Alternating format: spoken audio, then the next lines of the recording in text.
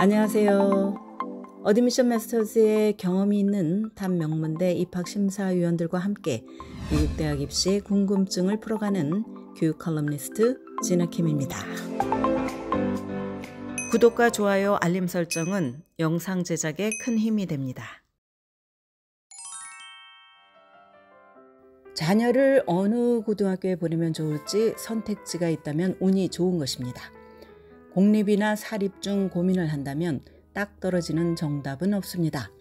그럼에도 사립이 대입에 유리한지 살펴본다면 판단에 도움이 될 것입니다. 10대 자녀를 엘리트 보딩스쿨에 보내야 할까?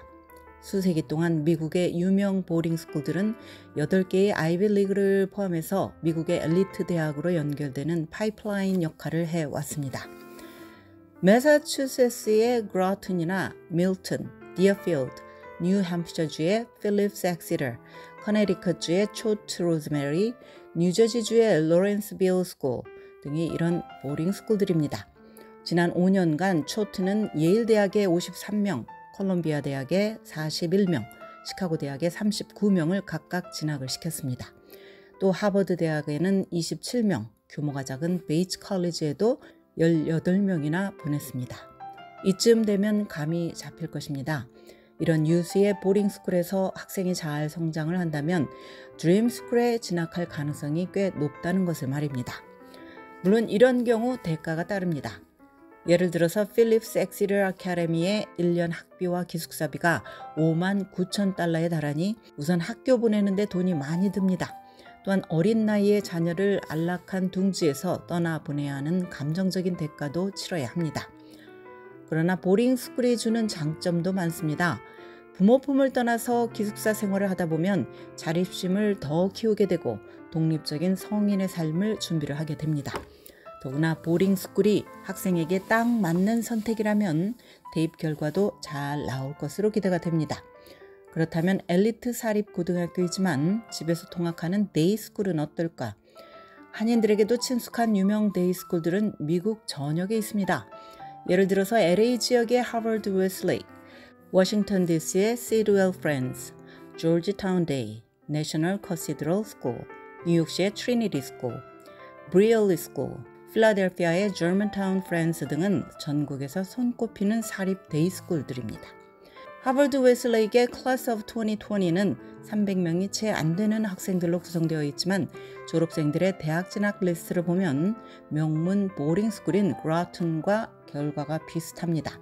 하버드 웨슬레이의 2020년 졸업생 중에 6명은 유펜에 진학을 했고 6명이 콜롬비아, 9명은 코넬, 그리고 다수의 학생들이 스탠포드, 앰허스트, 프린스턴, 노스웨스턴, 브라운 등과 같은 엘리트 대학에 진학을 했습니다. 이런 결과를 보면 하버드 웨슬레이에 재학하는 것이 확실히 대입에서 유리한 위치에 있다고 말할 수도 있겠습니다. 앞서 언급한 사립고등학교들의 카운슬러들은 미국의 유수 대학들에서 입학사정관을 역임한 경우가 많으니 그 경험이 분명히 빛을 발할 것입니다. 그러나 단점도 있습니다. 거의 모든 학생들이 뛰어난 상황에서 평균 학점 A를 받는 A 학생이 되는 것이 매우 어렵다는 것입니다. 진지한 학업 환경에서 공부를 하다 보면 법대나 의대 진학에 초석을 쌓는 데 도움이 될 수도 있으나 모든 14세, 15세 학생들이 치열한 경쟁을 치를 준비가 된 것은 아니라는 점을 알아야 합니다. 그렇다면 전국 랭킹을 다투는 공립 매그넷 또는 차러 스쿨은 어떨까? 버지니아주의 페어팩스의 명문 스템 특목고인 토마스 제퍼슨 고교의 경우 재학생들의 평균 SAT 점수가 1515점입니다.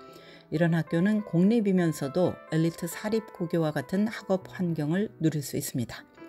거주하는 지역에 공립학교가 강하지 않다면 그리고 자녀가 양질의 매그닛 스쿨에 합격을 한다면 크게 고민할 이유가 없을 것입니다.